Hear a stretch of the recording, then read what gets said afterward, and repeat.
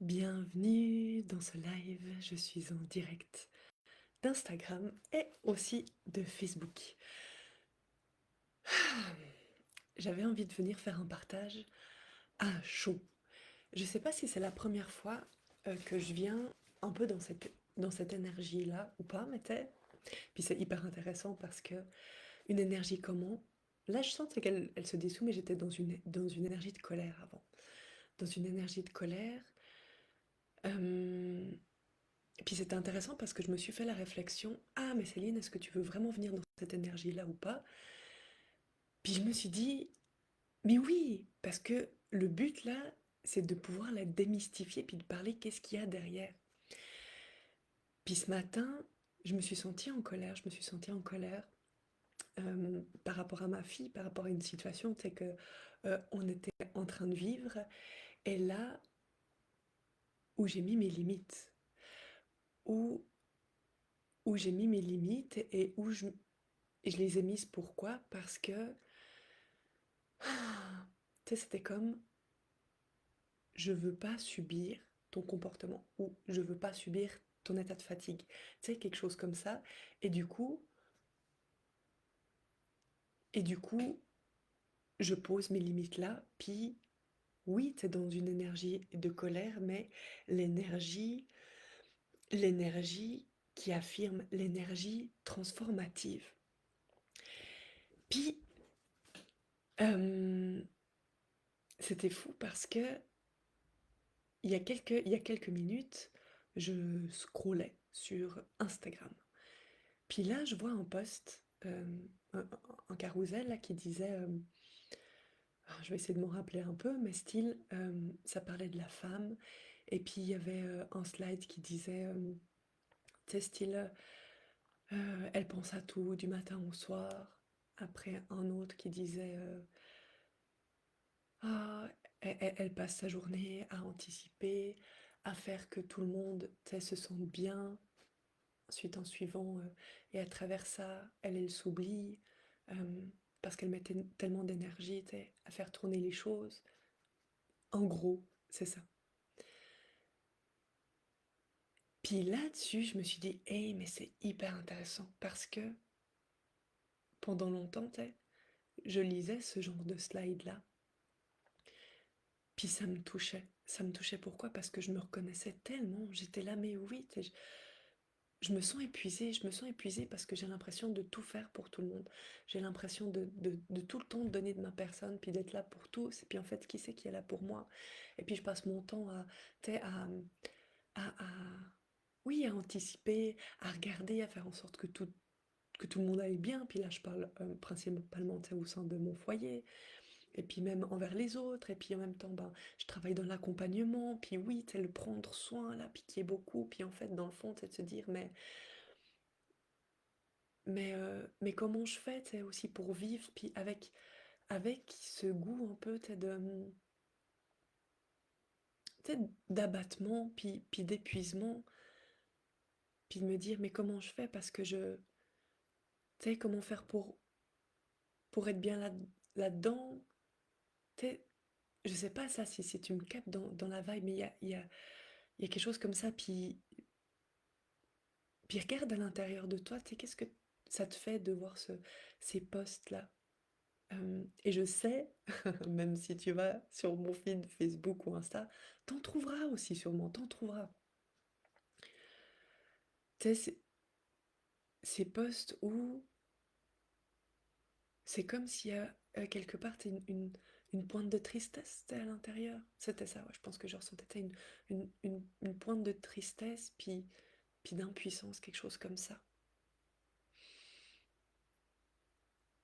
Et ensuite, c'est drôle parce que du coup, c'est venu réveiller quelque chose à l'intérieur de moi et où je me dis, mais c'est ça, c'est en tant que femme, surtout. Puis là, je parle de ce que je connais aussi, mais on a cette tendance à s'enfermer là-dedans.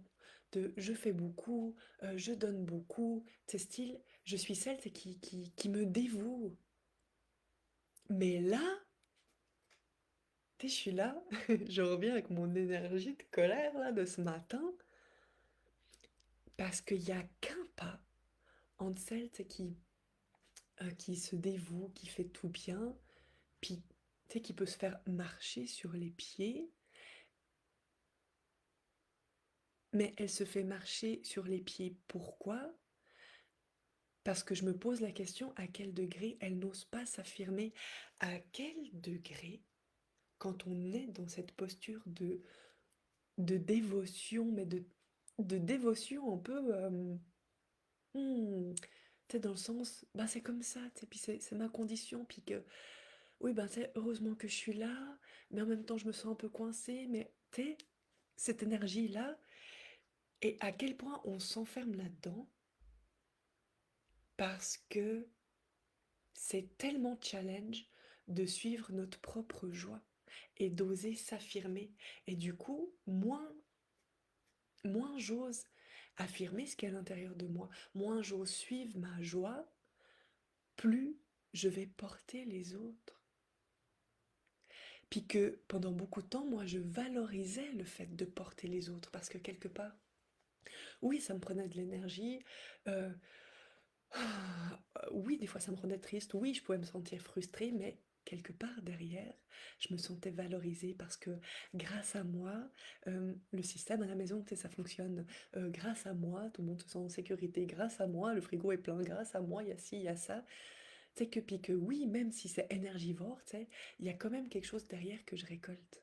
Mais est-ce que je me le disais ça là quand je le faisais? Non, tu sais, ça reste inconscient, mais n'empêche que c'était là. Puis il y a comme ce sentiment d'être une victime derrière, d'être, euh, mais en même temps, ça me protégeait bien parce que j'avais encore plus peur de devoir m'affirmer, j'avais encore plus peur de poser mes limites. Comme ce matin, tu sais, avec ma fille, où je me disais, ah, mais tu sais, elle a. Tu sais, j'aurais pu me dire, tu sais, elle a des émotions, et puis il faut que, tu sais, que je l'accompagne là-dedans, que je sois avec elle, et puis blablabli, blablabli. Oui, mais jusqu'à où? Qu'est-ce que j'ai envie d'apprendre? Qu'est-ce que j'ai envie de lui apprendre? Puis qu'est-ce que j'ai envie euh, peut-être d'apprendre sur moi? Est-ce que, est-ce que l'énergie de porter, puis de tout prendre sur moi, c'est vraiment ce qui fait ma joie? Ou pas? Puis là, je sais, c'est que ça peut réveiller plein de peurs, tu sais, la peur de ne pas être une bonne maman, de pas être une bonne conjointe, de pas être une bonne employée, de pas être une bonne copine, ou que sais-je, quoi. Mais de revenir à l'intérieur de soi, et puis d'être honnête aussi quelque part avec soi, dire, hé, mais est-ce que je suis vraiment, tu sais, en totale dévotion? Ou est-ce qu'en fait, c'est une manière aussi de me protéger, de me cacher, parce que comme ça, j'ai pas besoin de m'affirmer. Hmm.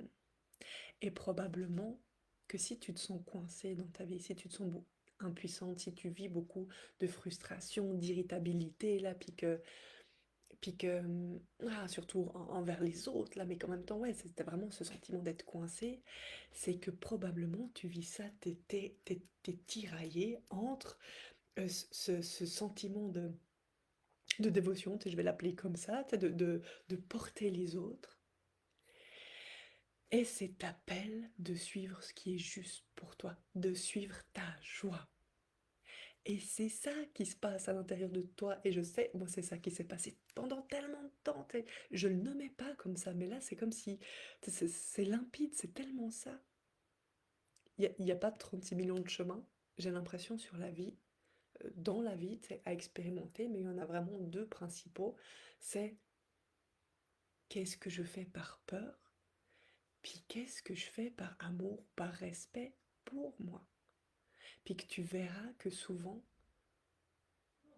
quand tes décisions, tu sais, elles sont motivées euh, par la peur, peur de déplaire, peur de, tu sais, regarde, c'est quoi les peurs qui t'habitent? Et bien souvent, le sentiment d'être coincé, le sentiment de te sentir frustré, la tristesse aussi, l'impuissance, ben elles vont beaucoup plus te coller. Versus quand tu vas commencer à oser, à affirmer ce qui est à l'intérieur de toi, à poser des mots, à poser des limites, tu sais, à créer le vaste là, il y a une autre énergie qui va arriver, il y a une énergie de création. Puis cette énergie de création, pour moi, elle est tellement amorcée par l'énergie de la colère. C'est comme en passage obligé, tu sais, c'est comme pour reprendre mon pouvoir personnel, ben je passe par la colère comme pour m'émanciper de la place que j'ai habitée jusqu'à maintenant. Tu sais. Puis c'est pas... Hmm. Et puis je sais que cette énergie de la colère, elle est hyper challengeante. Elle est hyper challengeante parce qu'elle est beaucoup liée, tu sais, au fait d'être méchante, à la destruction, à, ben, à l'autorité ou à se décharger sur les autres, là. Mais c'est pas ce que je suis en train de dire. Je suis juste en train de dire que l'énergie de la colère, tu sais, elle va t'indiquer qu'il y a quelque chose, il y a un déséquilibre qui se passe à l'intérieur de toi. Il y a comme deux énergies en contradiction, tu sais, qui arrivent. Une, euh, et, et puis elle arrive pourquoi? Parce que il y a une lutte entre deux croyances, une lutte entre je suis une bonne personne si je porte le monde autour de moi, et l'autre, j'ai envie de me sentir libre et vivante et authentique.